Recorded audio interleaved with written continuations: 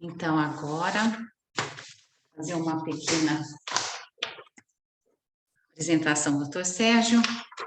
O Dr. Sérgio Tizen nasceu em Porto Alegre, no Rio Grande do Sul, médico clínico geral e cardiologista, foi professor de medicina da Faculdade de Medicina Souza Marques, do Rio de Janeiro, médico da Unidade Coronariana do Instituto Nacional de Cardiologia do Ministério da Saúde no Rio de Janeiro, de 1986 até 2016.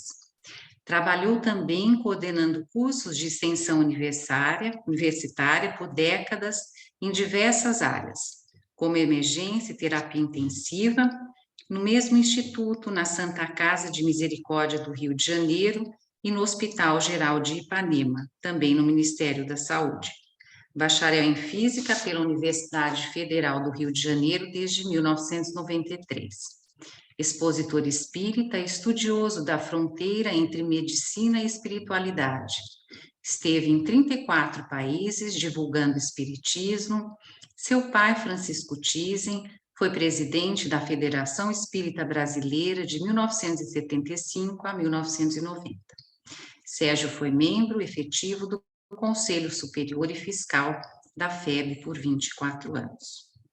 Então, muito obrigada, Sérgio. Então, pode iniciar o tema de hoje.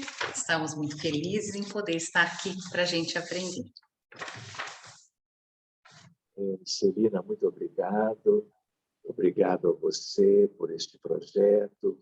Obrigado a todos os amigos e amigas que estiveram participando conosco, para que hoje, então, nós pudéssemos nos encontrar e fazê-lo na sua primeira etapa.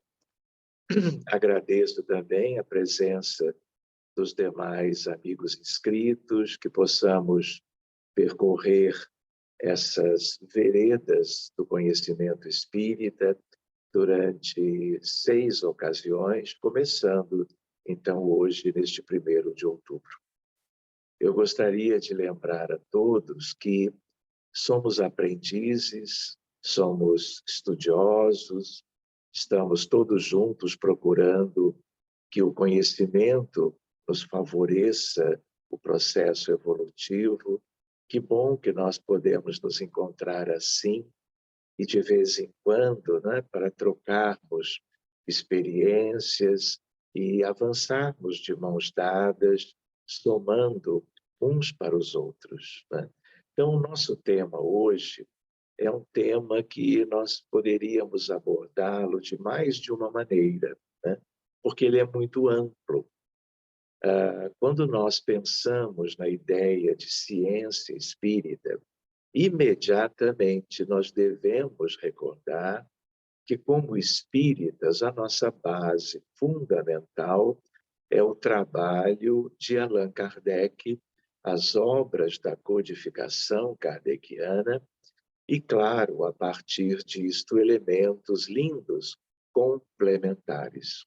E nós aprendemos desde o início dos nossos estudos da codificação que podemos ter ideia de que o Espiritismo é ciência, filosofia e, num certo sentido, religião também. Não uma religião como as outras, né? Mas algo que tem um valor imenso no sentido de crença, no sentido de algo que nos ajuda a entender a paternidade divina, a nossa condição de filhos de Deus e assim por diante. Então, eu organizei um roteiro, né, para que o nosso estudo de hoje ele pudesse ser mais facilmente compreendido. Então, eu peço licença a todos, então nós vamos começar a passar como que alguns slides para que este roteiro seja como que um facilitador para nós. Então, antes de tudo, o que é ciência? Essa é uma palavra das mais utilizadas mundo afora, não é em todos os idiomas, mas vale uma lembrança. Ciência é o conhecimento de todos os fenômenos observados. É como se nós pudéssemos, então, sistematizar o conhecimento. Então, a ciência é um grande elemento de entendimento do universo, da realidade, e é como uma mola propulsora, eu diria, da evolução da mente humana, das comunidades, da civilização. E a todo instante esta é uma ideia que pode nos ocorrer para que nós ganhemos como que uma motivação a mais para entendermos o universo, né? Eu poderia dizer também, amigos, que em sentido restrito, ciência, o que é? É o conhecimento que se tem de uma coisa. Então, por exemplo, a ciência de fazer ou construir embarcações, não é? Isto é uma coisa muito específica para poucos, não é? Mas é uma ciência, porque quem não tiver as ferramentas do conhecimento e da ciência para tal, não vai poder construir uma embarcação qualquer, né? Ou se o fizer, então ela poderá estar sujeita a uma série de dificuldades. Outra ciência, no sentido restrito, em meio a tantas, é a neurologia, que é uma área da medicina, né? E nós temos médicos e neurocientistas que têm a ver com esta área. Então, é uma ciência no sentido restrito, né? Então, por exemplo, o cardiologista ele pode conhecer de neuro, mas ele nunca saberá tanto quanto aquele que é um especialista nesta área. E num sentido mais geral de ciência, ciência é o saber que se adquire pela observação, pela leitura, pelo estudo, pela reflexão ou meditação, pela pesquisa, pela experiência. Então, isto é algo, vamos dizer assim, que é geral, mas que mostra para a gente o quanto a ciência é importantíssima para que nós, então, possamos avançar em qualquer sentido em termos da evolução do pensamento de uma humanidade qualquer, porque estas coisas, elas se dizem respeito ao universo em si como um todo. Vale a pena para nós nos inteirarmos bem, falarmos um pouquinho sobre os ramos da ciência oficial ou acadêmica. Por quê? Porque há muito de pseudociência no mundo todo. Há muito um uso equivocado da palavra ciência. Então, quando nós adjetivamos e colocamos ciência oficial ou acadêmica, é para que nós tenhamos uma ideia de algo que é irrefutável, no sentido de todo o avanço da ciência até aquele momento, até aquele ponto, né? O que não é oficial ou acadêmico pode ser meramente um esforço de pessoas ou grupos de pessoas, mas não propriamente ciência. Então, apenas para nos situarmos, nós conhecemos vocês, tanto quanto ciências físicas ou exatas, não é verdade? A ideia da matemática, com ela o cálculo, a geometria, a astronomia, a química, a mãe das ciências é uma ciência exata, que é a física, não é? Então, para nós nos situarmos melhor, ciências humanas, a filosofia, o direito, a pedagogia e diversas outras. E a ideia das ciências psíquicas como uma vertente da ciência mais próxima da medicina e da psiquiatria. Então, psiquiatria, psicologia, psicanálise e parapsicologia. São ciências numa mesma área.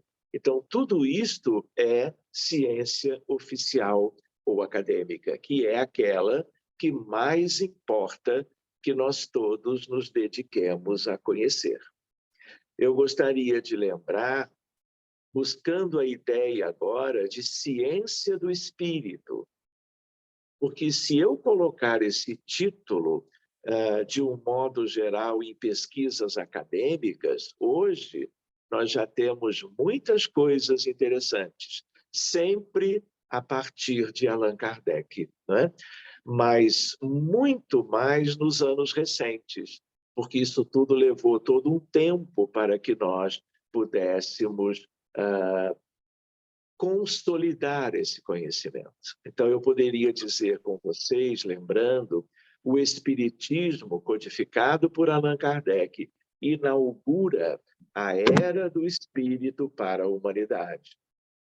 Porque antes nós estávamos vivendo uma era ligada à matéria e, por sua vez, ao chamado materialismo.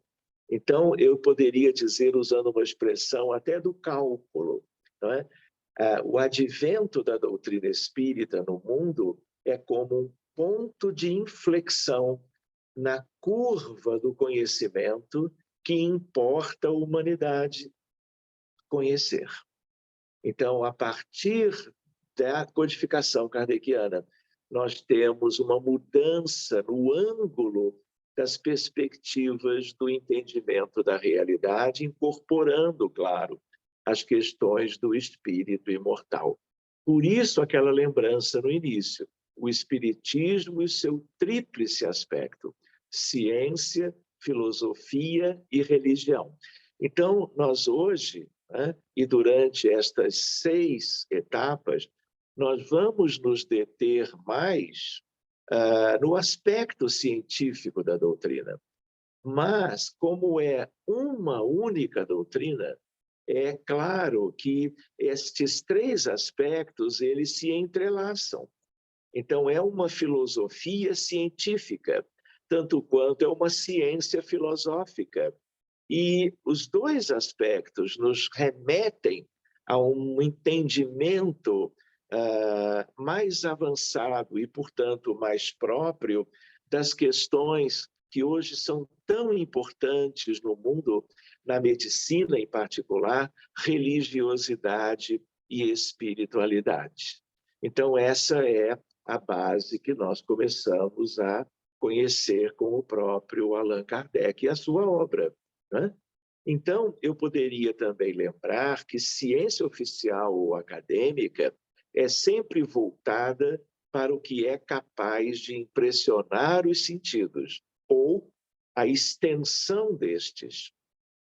Mas essa ciência oficial, durante muito tempo, não conseguiu avançar no rumo do espírito. Mas de mais ou menos 2 décadas para cá, tudo isto já está mudando. E aquilo que era, vamos dizer, algo em paralelo dessa ciência acadêmica, cada vez mais vai fazendo parte deste eixo principal da ciência, o que é algo importante para a humanidade inteira e para nós também. Então, olhando para essa ideia de ciência do espírito, vale a pena nós nos lembrarmos de Kardec escrevendo e deixando muito claro: o espiritismo é uma ciência que trata da natureza, da origem e destino dos espíritos, bem como de suas relações com o mundo corporal.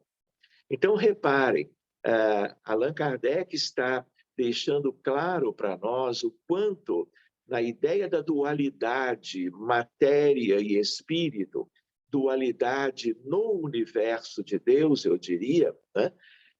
Ele quer deixar nítido para nós que a ciência espírita, ou espiritismo, é para trabalhar uma outra ordem de fenômenos, até então deixados distantes do conhecimento comum. Mas como nós vamos ver, não é?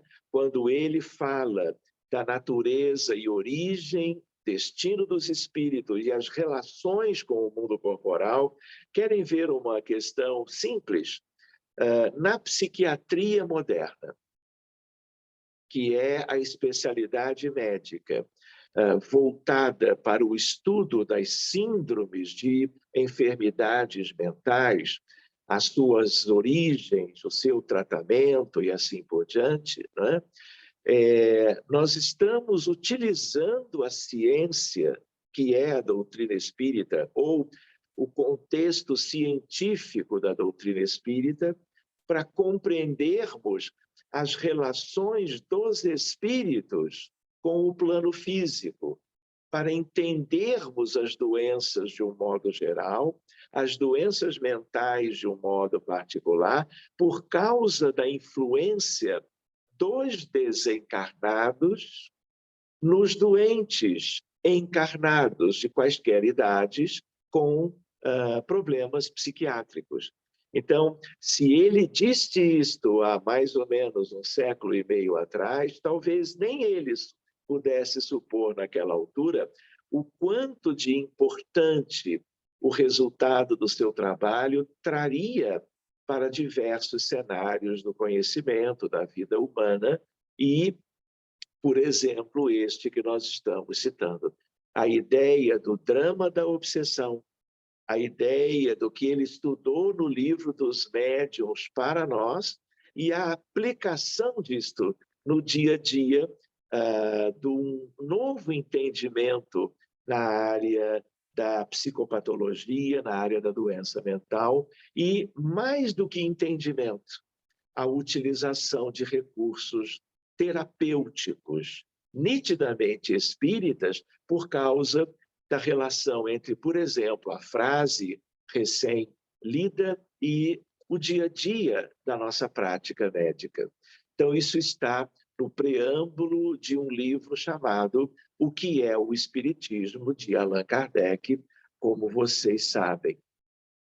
Reparem, o Espiritismo é a ciência nova que vem revelar aos homens, por meio de provas irrecusáveis, a existência e a natureza do mundo espiritual e as suas relações com o mundo corpóreo. É um pensamento análogo ao anterior, e aqui está no livro Evangelho segundo o Espiritismo, já no primeiro capítulo. Mas a ideia é muito semelhante. E aí, seguindo na questão da ciência do espírito, o espiritismo é uma ciência que estuda uma ordem diferente de fenômenos, os fenômenos espirituais, revelando a existência do espírito imortal. A espiritualidade, essa é uma reflexão nossa.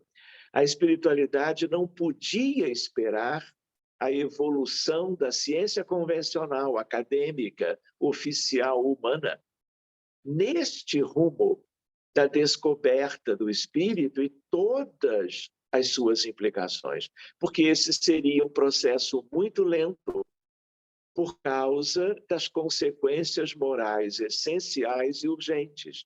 Ou seja, a espiritualidade, observando o grande panorama do processo evolutivo e das limitações deste processo quanto ao nosso mundo, eles procuraram antecipar, a partir deste caráter revelatório da doutrina espírita, trazendo para nós todos algo como um salto qualitativo em termos de conhecimento geral para a humanidade, do grande universo, da realidade, porque não se podia esperar mais. Se com o advento da doutrina espírita nós ainda estamos numa espécie de uma retaguarda evolutiva, 1,5 séculos depois, vocês imaginem se nós ainda estivéssemos tendo que pesquisar, não que deixemos de fazê-lo, né? Estamos fazendo isto sempre, mas a ideia do quanto seria mais moroso o processo evolutivo de uma humanidade que o que mais necessita é a evolução em todos os sentidos, e especialmente no sentido moral, mas cujo conhecimento sobre a realidade enseja esse avanço moral. Então, é uma reflexão para nós também. Eu poderia também observar com vocês uma outra reflexão. O conhecimento, ele, na verdade, é uma coisa só. Não é?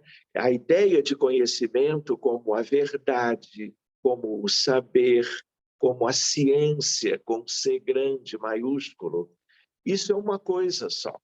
Não é? Todo o universo é uma só coisa.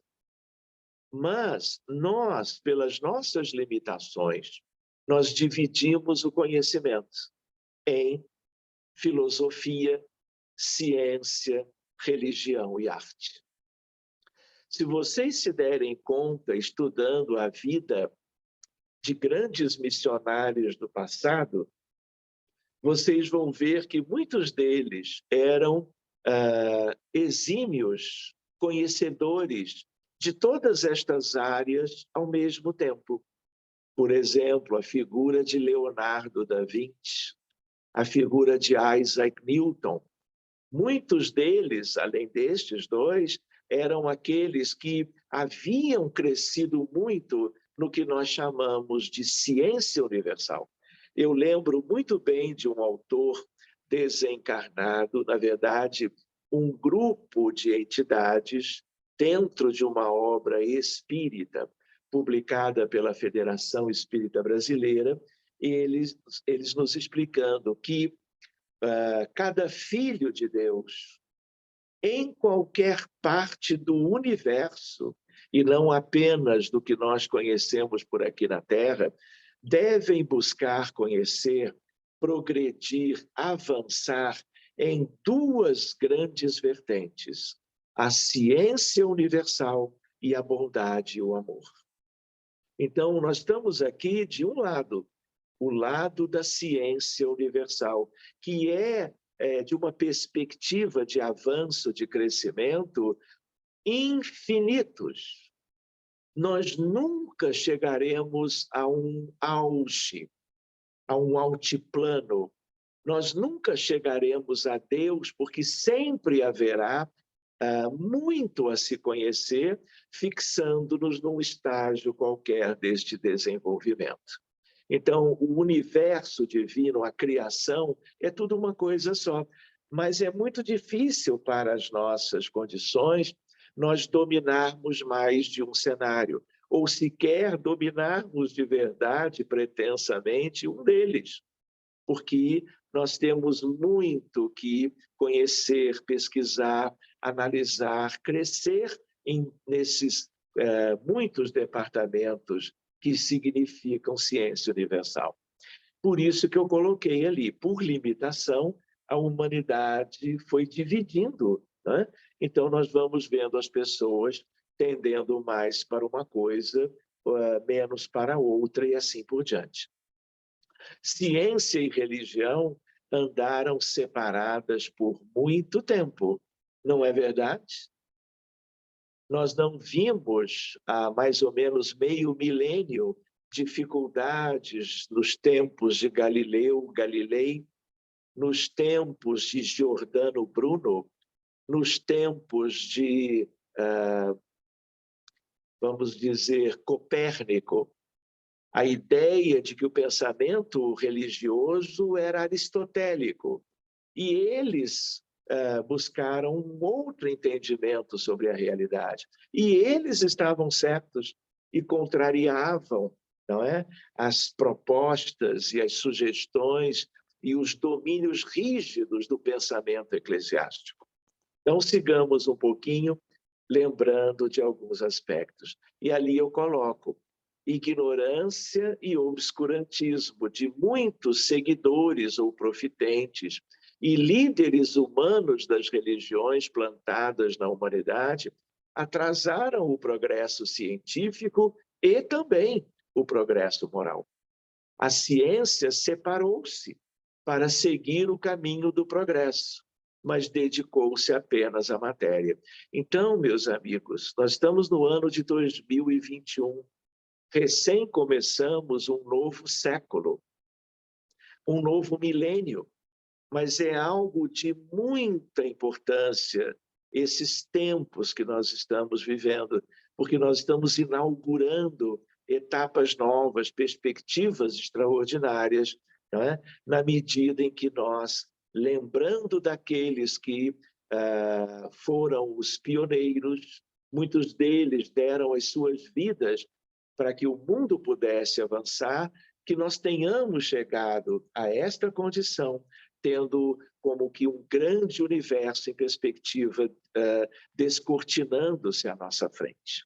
Então, tudo isto é para nós, tudo isto é por nós, tudo isto dependeu de revelações maravilhosas dos espíritos superiores através dos seus mensageiros, tanto quanto destes que reencarnaram e procuraram estudar de uma maneira extraordinária a realidade e foram como que gerando as muitas etapas da evolução científica. E nós somos beneficiários de todo o trabalho deles.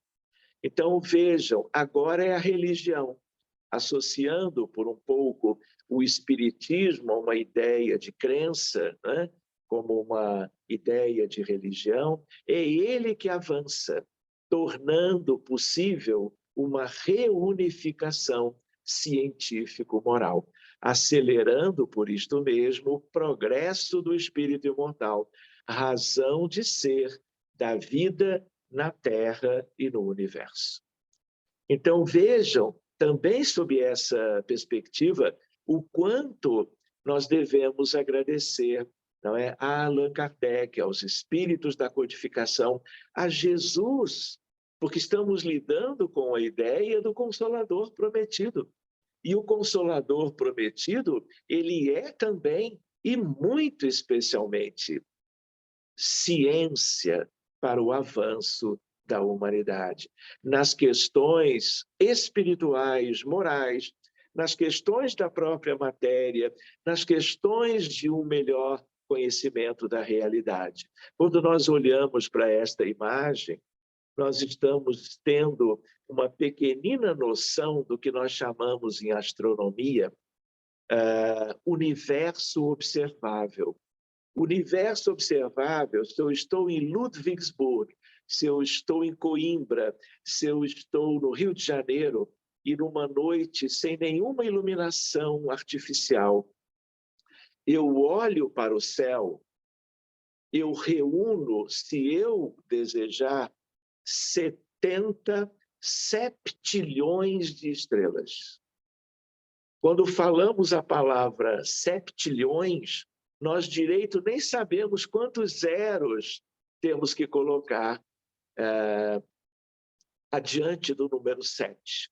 Muitas dessas estrelas são galáxias. Muitas dessas estrelas ou galáxias, quando a luz, viajando a 300 mil quilômetros por segundo no espaço, chegou à lente da câmera fotográfica, elas já não existiam mais.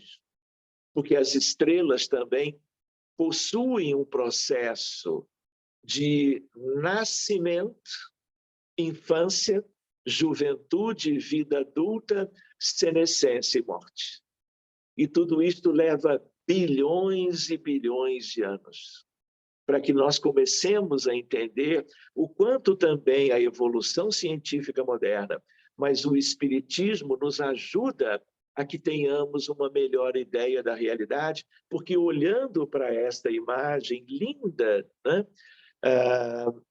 na verdade, nós estamos tratando de uma parte do universo divino. E espíritos, filhos de Deus, não existem apenas na Terra, obviamente. Se nós não os enxergamos, podendo eles estarem agora ao nosso derredor, muito menos nós os vemos nas inúmeras humanidades que estão aí, numa imagem como esta. Então, o Espiritismo nos traz todos os dias, se nós nos predispomos a estudá-lo adequadamente, nós temos muito que alcançar, mudando a nossa visão de homem, mudando a nossa visão de mundo, que é tudo que qualquer paradigma novo enseja para nós. Então, por isso eu coloco, não é? Somos pequenos como pessoas, como almas, como mundo, na Terra, claro. Não é? Somos um grão de areia numa imensa praia cósmica, lembrando também, todos juntos aqui como irmãos e como amigos, damos agora os primeiros passos no plano físico do conhecimento e da busca pelas verdades definitivas. Algumas nós já podemos senti-las por agora. Não é? Eu gosto de mostrar esta fotografia. Ela é uma fotografia de 1927. E ela retrata um encontro numa cidade pequenina perto de Bruxelas, na Bélgica, chamada Conferência de Solvay. É o nome da cidade, e esses eram os físicos da primeira, quarta etapa do século XX. Todos os grandes e primeiros prêmios Nobel de física moderna, aí estão. São mentes brilhantes a quem devemos muito. Nós hoje, eu poderia dividir a ideia com vocês, nós estamos juntos, né? Como podendo até, usando a plataforma, tirarmos uma fotografia de todos nós aqui estudando juntos, como eles fizeram, pelo trabalho deles. Porque todo esse avanço que significou toda uma verdadeira revolução científica, devemos a estes. Né? Está aí Albert Einstein, Niels Bohr, Max Planck, e como vocês podem ver, há uma única mulher, que é talvez a mente mais brilhante de todos que estão ali, que é a Madame Curie. O seu esposo, Pierre Curie, também está na foto. Então, Marie Curie é aquela que é a única na história a ter ganho 2 prêmios Nobel, eu diria como espírita, numa mesma encarnação. Então, lembrando desta imagem, é porque a física, sendo como que a mãe das ciências, ela vem ensejando para nós todo o progresso que temos tido até hoje, especialmente daquela época para cá. Muito bem, seguindo adiante, eu gostaria de continuar nesta base de reflexão com os amigos. Nós aprendemos com Kardec a ideia das 3 grandes revelações. Evangelho segundo o Espiritismo, de Allan Kardec. E aí nós temos a ideia do Decálogo, a ideia de Moisés subindo ao Monte Sinai, Moisés médium, eu posso dizer para vocês, do Cristo, trazendo aquelas 10 afirmativas essenciais. A primeira grande revelação. Temos a vinda de Jesus como a segunda, né? Ele próprio estando conosco há 2000 anos, os seus ensinamentos, os evangelhos de Mateus, Marcos, Lucas e João, e assim por diante, Atos dos Apóstolos, as epístolas e o Apocalipse de João, totalizando o que nós entendemos como Novo Testamento. Mas o terceiro legado é a terceira grande revelação, é o Espiritismo. Então, acompanhem aqui essa reflexão. Vamos fazê-la juntos. O Espiritismo não tem o caráter isolado de uma filosofia, de uma ciência ou de uma religião, porque é, ao mesmo tempo, as 3 coisas. Tem caráter singular de ser, vejam isto, impessoal, complementar e progressivo. Por que impessoal? Por não ser fruto da revelação de um só Espírito, e sim de muitos, de uma pleiade, de uma grande família de espíritos que haviam progredido muito. Nem o trabalho de um só homem, mesmo que, claro, nós naturalmente possamos compreender o trabalho singular de Allan Kardec, né? Mas ele em meio a tantos espíritos relacionados ao Consolador prometido. Então, essa é a ideia da impessoalidade. Depois, a ideia de complementação, porque segundo, sendo a complementação natural, expressa e lógica das duas primeiras grandes revelações, a de Moisés e a do Cristo. É a terceira e tudo indica a última que nos acompanhará eternamente. Terceiro, como bem disse Kardec, ele jamais dirá a última palavra. A ideia de que o Espiritismo está em aberto, ele é a nossa base, mas em cima desta base, nós já não vimos os desdobramentos com o André Luiz, com o Emmanuel, com o Humberto de Campos. Nós não temos uma ideia de que, sobre esta base do edifício, novos empreendimentos estão sendo trazidos e construídos.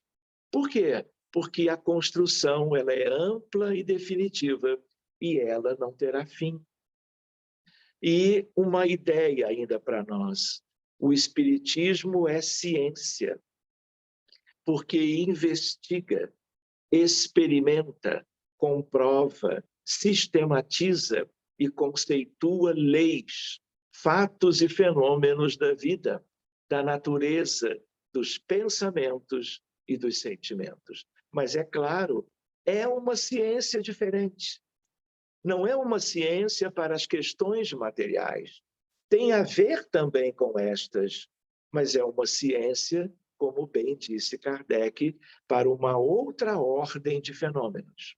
Mas nós precisamos, como espíritas, nos lembrarmos de vez em quando destas ideias, porque o próprio centro espírita, as instituições espíritas, também devem ser instituições de pesquisas e de desenvolvimento, porque ciência, ela nunca pode nem deve permanecer estagnada. Nós temos que continuar pesquisando. Nós não temos que entender que tudo veio pronto para as nossas mãos, sem que nós devêssemos, como que, utilizar o nosso tempo, a nossa energia, as reflexões, as ilações mentais, buscando humildemente o crescimento, se não na base, mas nos desdobramentos, para que o futuro seja muito mais próspero do que tem sido. Ao mesmo tempo, é filosofia, porque cogita, induz e deduz ideias e fatos lógicos sobre as causas primeiras e seus efeitos naturais. Generaliza e sintetiza, reflete, aprofunda e explica, estuda, discerne e define motivos e consequências, comos e porquês de fenômenos relativos tanto à vida e, claro, à morte. Por isso, o Espiritismo é filosofia. E também neste campo nós devemos nos deter sempre, procurando os seus possíveis e eventuais desdobramentos.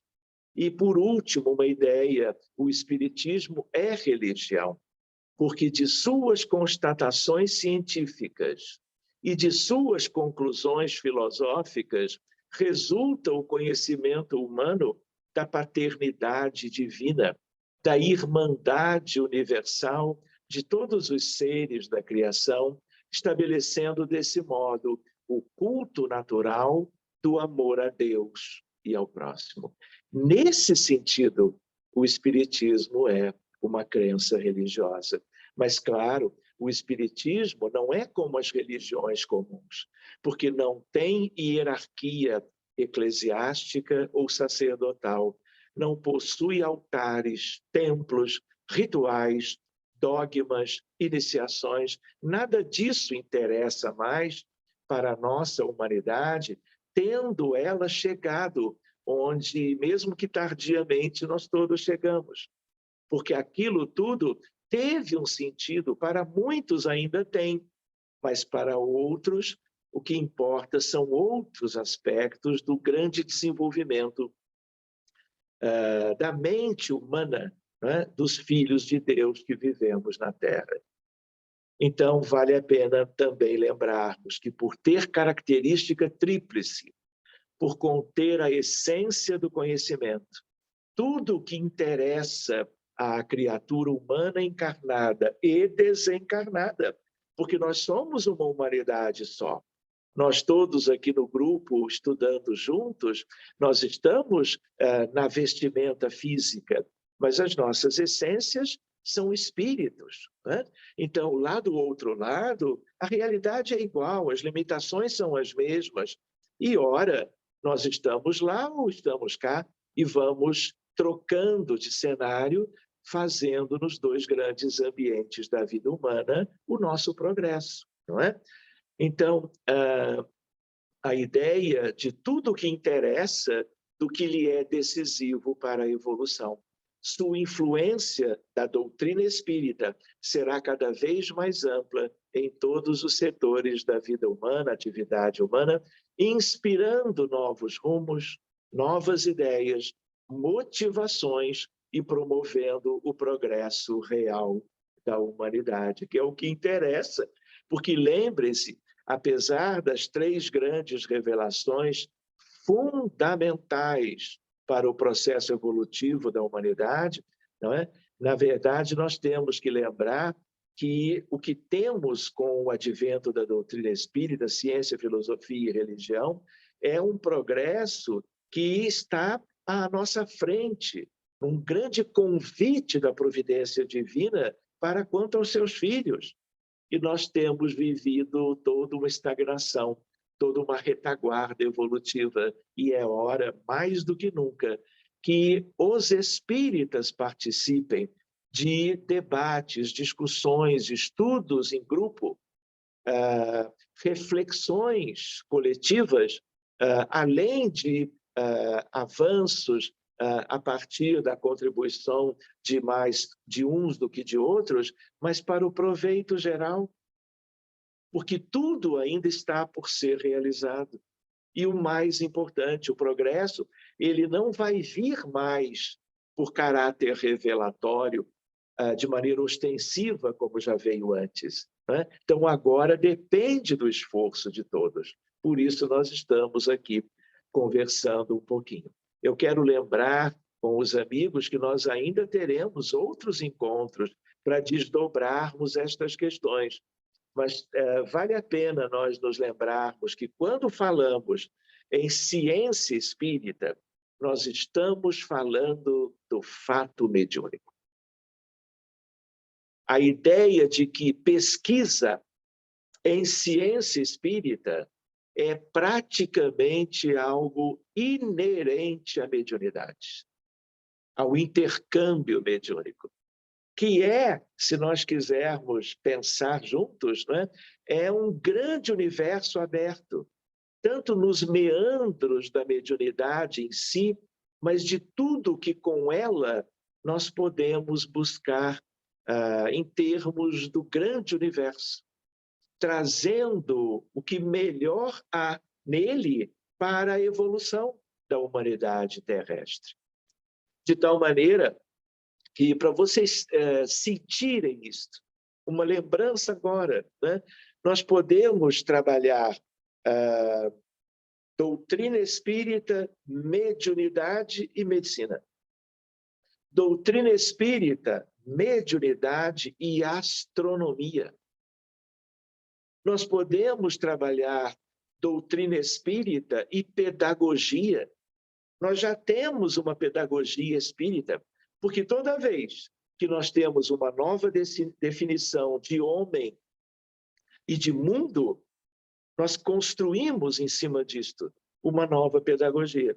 Eu conheço, por exemplo, 75 escolas espíritas só no Brasil, em que as crianças aprendem a mesma matemática, geografia, idiomas, etc., mas com matizes do conhecimento espírita, fora outros detalhes que podem ser vistos mais adiante numa outra ocasião, né?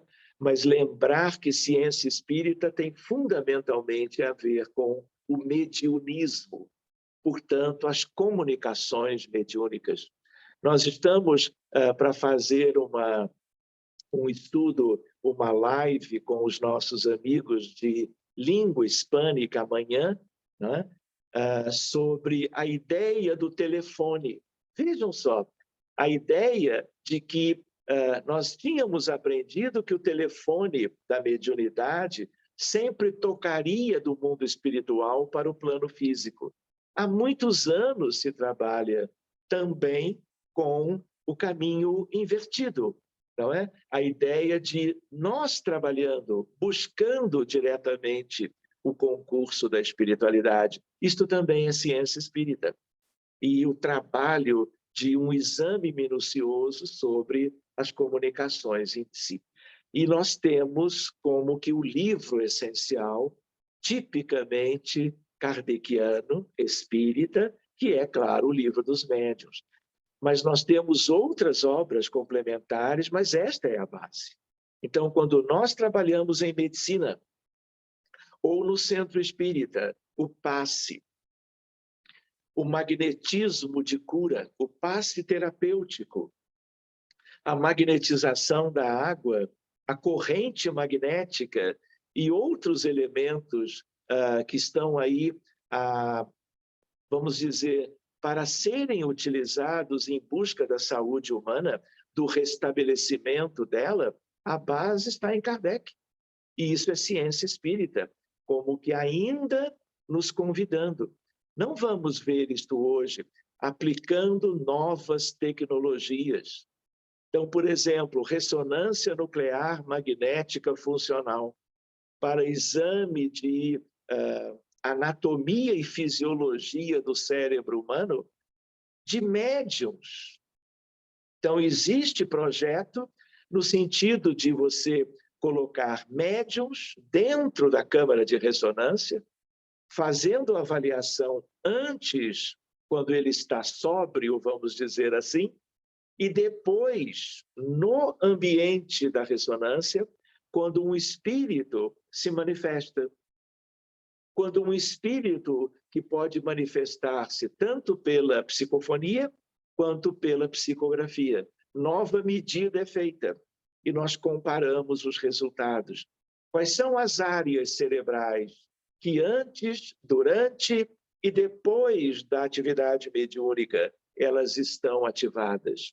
Quais são as implicações disso? Não é? Há uma pesquisa em curso, que é a pesquisa de algo bem da intimidade do DNA do ser humano, que é o exoma. Como é que é o exoma de pessoas com esquizofrenia, que veem o mundo espiritual? Como é que é a base genética dessas pessoas, quando eu comparo com a base genética de médiums, que são pessoas sadias, mas que têm as mesmas visões ou experimentam processos análogos. Há diferença na genética?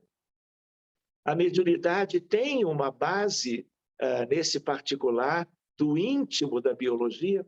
Então, isso é ciência espírita também, e que tem a ver com o tema central do fato mediúnico. Outra ideia, medicina, magnetismo, mediunidade, é o que eu chamo dos 3 M's. Essa é uma área linda de pesquisa, aberta a qualquer grupo que deseje enfronhar-se nessas questões. Como é que eu posso ver a interação para o bem dos pacientes e, portanto, algo ligado à arte de curar, que é a medicina, o magnetismo e a mediunidade? Esse é um mundo, esse vale um seminário. Quando eu olho para cá, não é? Nós não vamos nos deter nisto, não é? Mas a ideia qual é?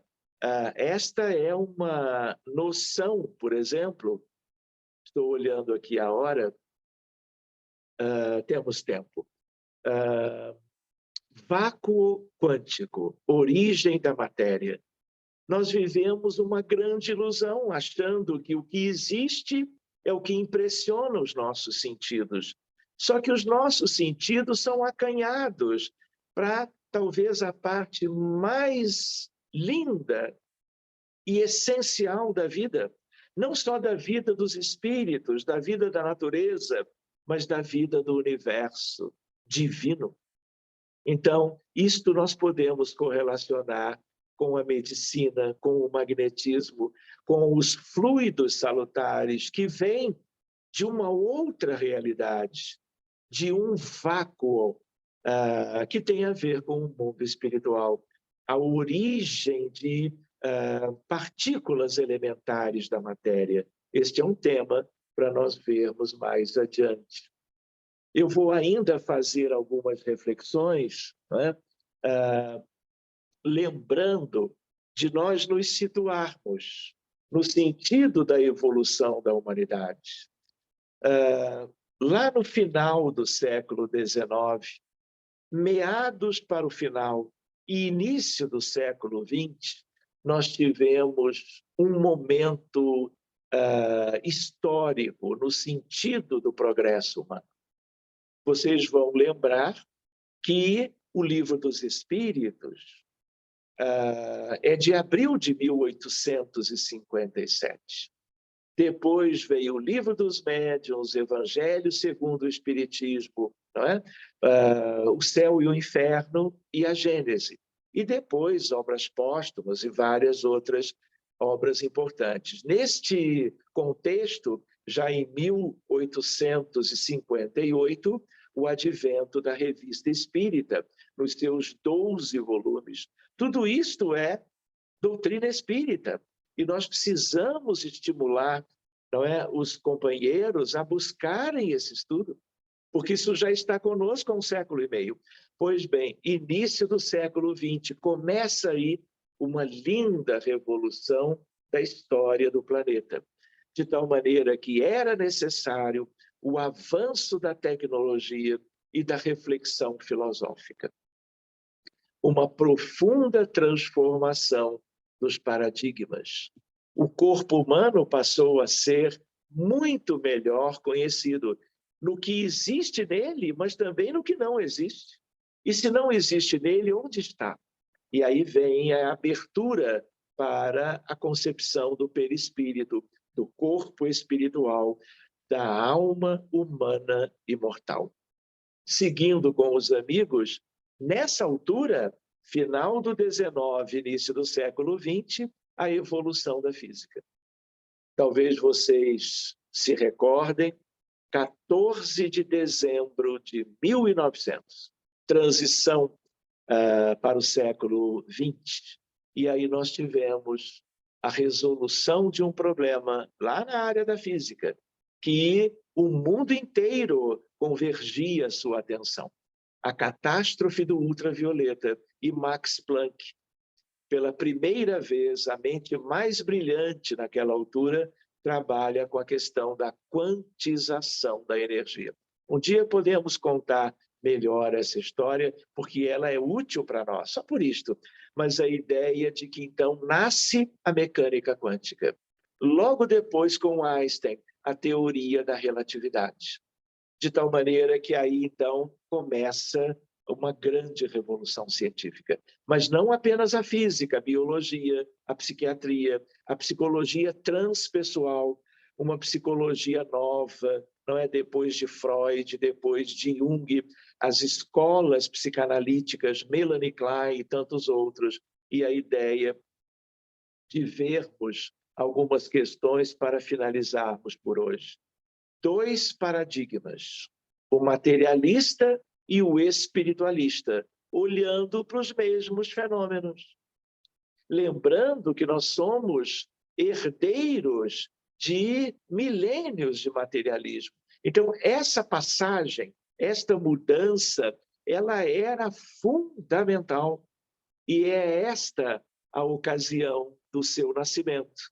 E que coincide, vejam que coisa linda, com o advento da doutrina espírita. E com ela, inúmeras questões, mas a perspectiva de conhecermos o mundo espiritual, as suas implicações na vida humana, né, a partir do mediunismo, da mediunidade ou do fato mediúnico. Não é? A amplidão da alma humana começa a surgir. paradigma é um modelo ou padrão a se seguir. Tudo começa com Thomas Kuhn, né? E ele publica um livro chamado A Estrutura das Revoluções Científicas. Não vamos nos deter, mas é ele o grande autor, desencarnado em 1996, vou brincar um pouquinho, tinha que ser físico. E como físico, também era filósofo da ciência. E aí, então, é uma obra monumental, fica a sugestão de leitura, vou brincar de novo, até o final do nosso estudo sobre ciência do espírito, né? Ciência e espiritualidade.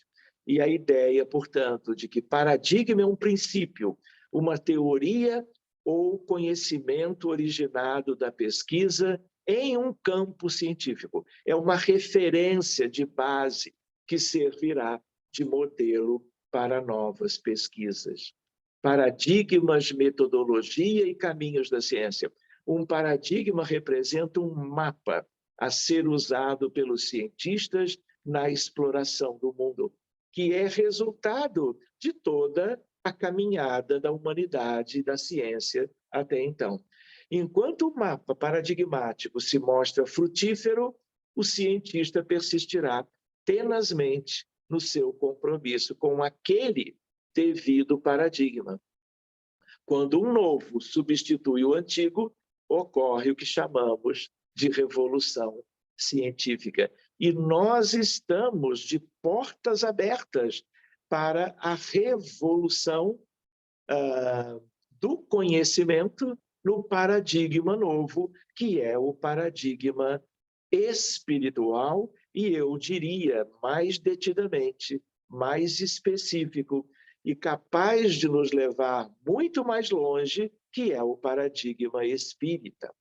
Então, quanto aos paradigmas científicos, que são a nossa base, existe, então, a mecânica clássica, que é a mecânica newtoniana, para as coisas grandes, para o estudo dos fenômenos macroscópicos, e o paradigma quântico, né? Que é para o estudo das coisas infinitesimais, microscópicas. Então, hoje, a física fundamental é a física quântica. Um caso particular dela para as coisas grandes, como, por exemplo, a mecânica celeste, aí sim é de volta a mecânica newtoniana. Macro e microcosmos, porque nós temos que conhecer tudo. Brincando, para nós terminarmos por hoje, eu até iria mais adiante um pouquinho, mas eu creio que seja de muito valor que nós, depois destas primeiras reflexões, possamos interagir com as questões de vocês. Então, Física Quântica para Bebês. Este é um livro que você encontra em qualquer livraria na América. Quantum Physics for Babies. Então, eles começam a lidar com a literatura, claro, que de uma maneira própria, para que eles enxerguem umas coisinhas a mais do que o mundo habitual onde eles estão inseridos. Agora, física quântica para crianças. No inglês, ainda for babies. Mas a ideia qual é? Outro autor trazendo a ideia, um incentivo para os pais e cuidadores. Claro que não é uma prioridade, mas é algo no sentido de abertura de consciências desde o mais cedo possível. E, portanto, eu brinco com esta imagem no sentido de que ninguém vai deixar de ver e de dividir com as nossas crianças as histórias infantis, que nós todos tivemos oportunidade e os nossos pequenos estão tendo ou terão de agora para o futuro. Mas vejam, agora já é um livrinho de uma complexidade um pouquinho maior. E vejam o olhar da criança com relativo interesse pela obra, cheia de figuras, para facilitar, claro, o entendimento. Então, nós vamos ficando hoje por aqui. iríamos um pouco mais adiante, mas no dia 15 nós vamos ver a continuação e temos aí até o final de dezembro para vermos este conjunto que nós estamos organizando para que ele nos dê uma base para inúmeras reflexões daqui para frente. Então, eu agradeço imensamente vocês que nos acompanham por agora e eu volto com a nossa irmã Celina e os nossos outros amigos anfitriões para que possamos, então, ver as questões que vocês queiram formular por agora.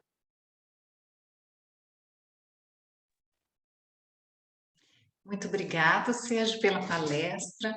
Então, quem tiver alguma pergunta, pode já fazer.